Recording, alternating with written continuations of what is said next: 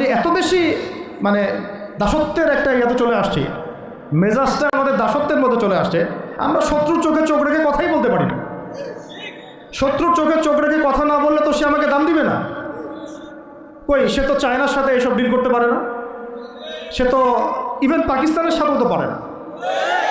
পাকিস্তানে কি খুব মুসলিমদের ঐক্য আছে নাকি? না, নাই তো। ওর ইন্টারনাল অবস্থা তো আমাদের চেয়ে অনেক সময় খারাপ।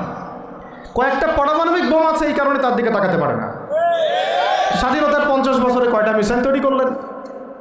একটাও তো তৈরি করার ফিকির করবেন না। তাহলে বিগত 50 বছরের ইতিহাস যদি আমরা ঘাঁটি, তাহলে দেখব যে যত রকমের মানব রচিত তন্ত্রমন্ত্র আছে, এই তথাকথিত গণতন্ত্রই বলেন, আর এই জাতীয়তাবাদের কথাই বলেন, আর এই তথাকথিত ধর্মনিরপেক্ষতাবাদ, আর এই কমিউনিজম যা আছে সব ফেল করেছে। পশ্চিমা সব মতবাদ এখানে এমনভাবে ফেল করেছে যেটা ইতিহাসে বিরল।